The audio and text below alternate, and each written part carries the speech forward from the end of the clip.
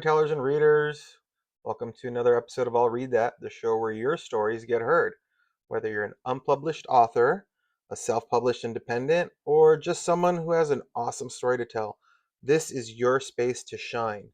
In each episode, I'll read your submitted story aloud, giving it a voice, a platform, and most importantly, a chance for you to grow as a writer and your story to grow.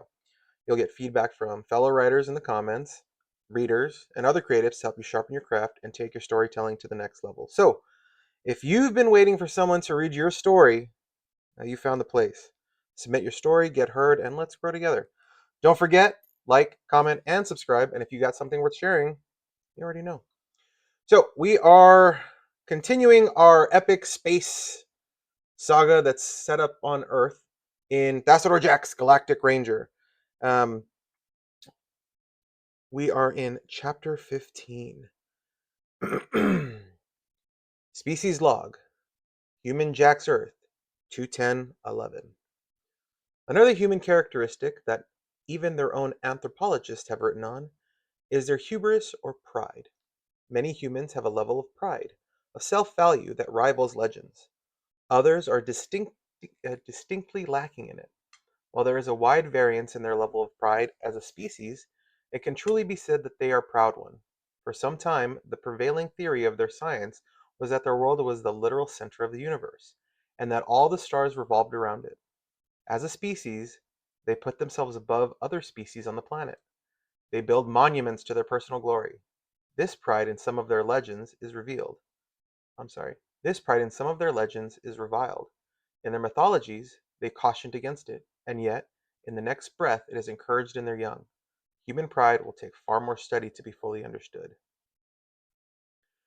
Thassodar took the small motion sensor camera off one of his bracers and placed it in position on his dashboard. He got out of the vehicle and slammed the door shut. With the tap of his finger, the dark glasses shifted to infrared. No heat signatures lit up the dark black hole vending. No heat signatures lit up the dark black hole vending building. He opened the trunk and pulled out the selector rifle. It rubbed against his back as he walked across the roadway like a weighty reminder of his duty. He pulled the hood on his vest up and slipped through the hole in the fence. The door was still lying on the ground where Grote had thrown it. He would be waiting when they returned. The sonic setting had been the most effective against Grote. It should be as effective against the others, perhaps more. He opened the door to the office and sat in the comfortable leather desk chair with his feet on the desk, facing the roadway, the rifle across his lap. The monitoring camera would tell him when the truck arrived, and their infrared glasses would let him see them before they could see him. All he had to do now was wait. He laid 3 sets of magna cuffs on the desktop. Half an hour later, the monitor camera still hadn't picked up anything. Suddenly, a hot streak showed up in his sunglasses. It wasn't a single body. It was a line of heat that ran from the roadway up to the door, paused, and then into the facility. It streaked across the loading area, past the office, and off into the broken chamber array. It took Thassodar a moment to realize what he was seeing. Hermes Olympus, he whispered. Hermes was moving so fast his heat signature was showing up as a blurred line instead of a single body. This was an unexpected but serendipitous event. Thassodar raised the rifle and took aim at the door to the office. When the streak reappeared outside the office, he kicked one of the magna cuffs off his desk. It clattered on the floor, and the hot streak paused, then changed directions, heading for the office. As soon as it changed directions, he pulled the trigger. The sonic blast tore the door from the hinges and sent it flying right into Hermes, who was moving toward it at great speed. The two collided, and the door won, knocking Hermes off his feet and onto the ground. Thassodar wasted no time. He switched the selector rifle to the tranquilizer darts and reached Hermes, just as he was shoving the door off himself. The first dart hit him in the center of the chest. Thassodar pulled the trigger again, but all he heard was a click. The weapon was out of tranquilizer darts. So, it's a fight you want, is it? Hermes growled and scrambled to his feet. Then it's a fight you're going to get. He lunged at Thassodar and struck him on the jaw with the right cross. Thassodar stumbled back and rubbed his jaw. Hermes shook his head and looked down at the dart. He plucked it from his chest, annoyed. You may have slowed me down, but I don't need my extra speed to beat you. He ran toward Thassodar and tackled him around the waist. Thassodar lost his grip on the selector rifle. He brought both fists down on top of Hermes' back, knocking him to the floor. He raised his foot to stop on Hermes, but the Olympian rolled out of the way and back onto his feet. They faced each other, fists raised. Thassodar swung, but Hermes ducked and delivered a fast 1-2 punch to Thassodar's midsection. The armored vest absorbed most of the impact, but he realized that Hermes was still fast enough to be dangerous. He needed to move this fight into a style where speed wouldn't be as big of a factor. He jabbed straight at Hermes, who faded back out of range, but Thassodar clenched his fist, and a shock dart shot out, catching Hermes in the chest. The dart electrified on impact, and Hermes cried out, surprised and in pain. Thassodar quickly stepped behind him and wrapped a forearm around his throat, trapping him in a chokehold as the shock dart wore off. Hermes struggled against the chokehold, but his speed was of no use here, and he was not as strong as he had been in his classical youth. Hermes sank to his knees. A moment more and he would be unconscious. "Where are the rest of your crew?" Thassodar asked.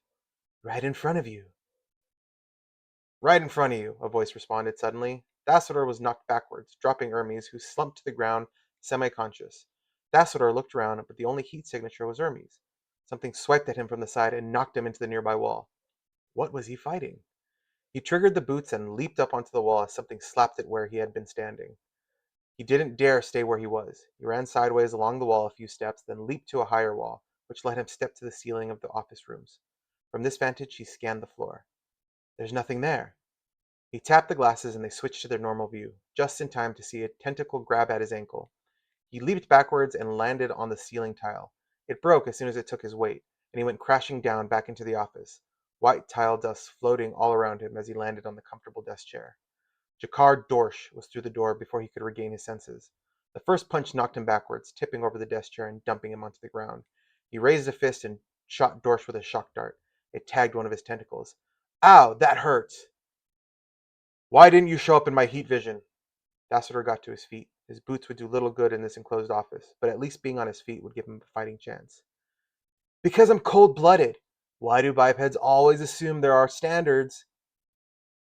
He reached out with another tentacle to slap Thassodar, but Thassodar blocked it with one of his bracers. An electric shock from the bracer made Dorsch pull the tentacle back quickly. "Stop shocking me!" "Then turn yourself in and come quietly." "Let's agree to disagree." One of Dorsch's tentacles shot straight out in a jab and caught Thassodar full in the face. It was gone before he could hit it with the bracer. He brought his arm up higher to protect his face. Dorsch repeated the attack, but lower, hitting Thassodar in the stomach. He was ready for the next jab, though, and slapped it with an electric shock. Suddenly, Thassodar felt something around his ankles and looked down. Dorsch had wrapped tentacles around his feet while he was paying attention to the jabs. Dorsch tightened the grip and pulled, jerking Thassodar off his feet. He landed hard on his back. Dorsch jumped on him and wrapped his other tentacles around his upper body, pinning the bracers against his chest, where the electric shock would hurt him as much as it would hurt Dorsch. Dorsch began to squeeze. "How about we settle this with a hug?" Thassodar cried out as he felt the pressure on his body. He pushed his arms closer together, which was actually quite helpful. He pressed the pastel blue panel as soon as he could reach it and jerked his head back to keep it out of the way. The digital shield materialized from the forward bracer, cutting through Dorsch's upper tentacles where they were wrapped around his body. Dorsch screamed and dropped Thassodar, staggering backwards, half of his tentacles oozing navy blue blood. Thassodar didn't waste time with the biology lesson. He leaped to his feet and jumped to the desktop, using it to launch himself through the window. He dropped into a roll across the floor on the other side, coming to a stop beside the selector rifle. He grabbed the rifle, changed the setting, and turned just in time to see Dorsch charging at him. "Chill out, Jakar!" Thassodar quipped and pulled the trigger. A blast of freezing particles hit Dorsch right in the face, and Thassodar kept it going. He covered Dorsch in freezing droplets and didn't stop until he was completely immobile on the floor. "Sucks to be cold-blooded now, doesn't it?" He ran back to the office and grabbed the magna cuffs and returned to restrain Hermes and Dorsch before they could revive themselves. He had just clicked Hermes to the metal cooler wall when he heard a voice behind him. "Looks like you're quite a fighter, Ranger." Schold stood in the doorway. He raised the selector rifle. It would not be wise to underestimate the diminutive torturer. "Does that mean you want to turn yourself in without a fight?" Schold pulled a knife from his sleeve. It glinted in the light from the door behind him. "I'm afraid that's not an option." He stepped inside the facility, moving slowly, intentionally. "Where's your truck?" Thassodar kept a sharp eye on Schold as he moved. He changed the selector setting. "We parked down the street. When you broke my equipment, the damage was reported on my mobile monitor. It wasn't just a malfunction, or even that fool Groat's incompetence, so I knew something was wrong." "That's why Hermes came the way he did, scouting the damage." "Yes, and when he didn't report back, we knew someone was here. So Dorsch came to check it out and I followed. Because, well, let's just say, that the Earth vehicles aren't sized with me in mind. Shold was still moving, and Thassodar didn't trust him. Stop moving, Shold. He kept the weapon trained on him. As you like, though it's rather rude, I would say, to point a gun at helpless people. Drop your knife. Must I? I don't want to nick the blade. He slowly bent down and set the blade on the ground at his feet. How about I just place it, so it doesn't get hurt? You're the one that needs to worry about getting hurt. Thassodar slowly moved toward him. I'm going to put a set of cuffs on you, so put your hands out. If you move, I shoot. Oh, but don't you want to know all about our plans first? Shold pulled his arms out cooperatively. Thassodar hesitated. This was too easy. Why are you being so reasonable? My dear Ranger, I am a man of thought, not action. Look behind you. You've just beaten an Olympian and a cephalopod. You're twice my size, holding a selector rifle to my head. And all I had was a knife. I'm good at math. Thassodar moved forward slowly, holding the selector rifle in one hand and the cuffs in the other. Another couple of steps and he would be able to cuff Shold and end this. So tell me about those plans. Maybe later, Shold winked, leaped straight into the air, flipped and landed on Thassodar's back. He grabbed the collar of the trench coat and drew another knife from his sleeve. With a triumphant shout, he plunged the knife down toward the base of Thassodar's skull. Thassodar dropped the selector rifle. The knife glanced off to the side. Shold raised the blade and struck again. The knife wouldn't penetrate the hooded vest. What kind of material is this? Thassodar reached back, his 360-degree joints coming into play, and snapped the cuffs on Shold's wrists. Hey, how did you? Shold screamed furiously. What are you?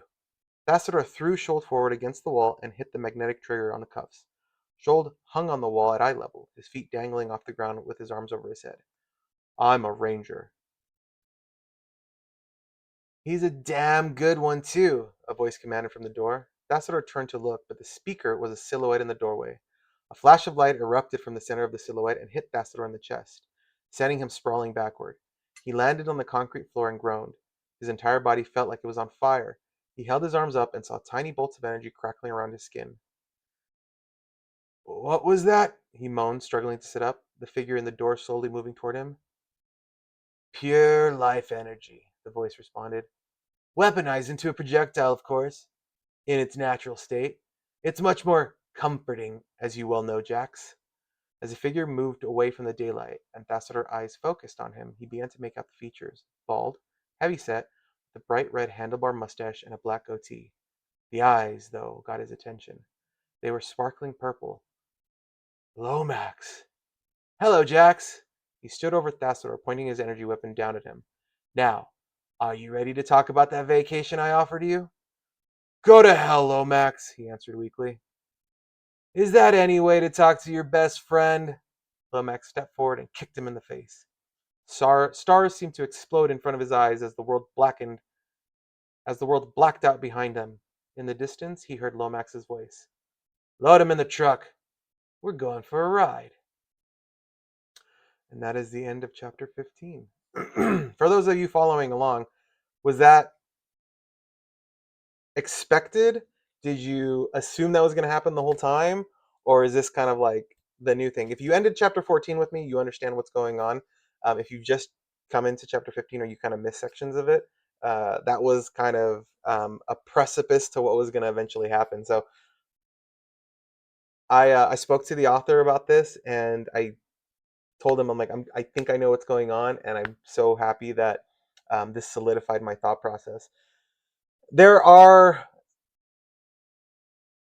things here that I really, really enjoyed. I love the action. I love the sequencing, the characters and how they're interacting and what's going on. There's a couple things that are, kind of minute details that aren't needed. There's one small phrase that I caught up on, which was, I'll skip the science lessons when we were explaining the blue blood. But other than that, the pacing's amazing. The character bringing in the character thought process is awesome. I love the action sequences. There is a question I have, and it's probably because Thassador's alien species, but um, when you choke someone out, specifically Hermes in this situation, um, Usually they black out due to lack of oxygen to the brain, and it only lasts seconds, not necessarily minutes or hours. So I feel like that one little bit, and I might be overthinking this 100%, and totally you can tell me if I am, but um, maybe quantify it a little bit more, or explain it out just a tiny bit, because someone who used to partake in stupid games like that in high school, that move, or even if you're into wrestling or anything, that move really doesn't knock him out for a long time. Maybe you can cuff him as soon as he hits the ground, and I don't know. It's just that's the only thing that kind of caught me in. But other than that, really great job. And remember, if you have a story you're just waiting to have someone read, I want to read it. Send me your unpublished or your self-published works to the email address in the description, and you might be featured in an upcoming episode of I'll Read That. Let's build this community where writers, readers, and creatives are supporting each other, and everybody's story has an opportunity to be heard. Short stories, novels, novellas, poems, anything you have, I want to read it. Don't forget to like, subscribe, and please drop those comments in the video below. Your critique, your criticisms, your likes, your hates, your feedback could really help another writer develop and grow. So, as always, keep writing, and remember, I'll read that. I'll read that, a story to be told, unpublished.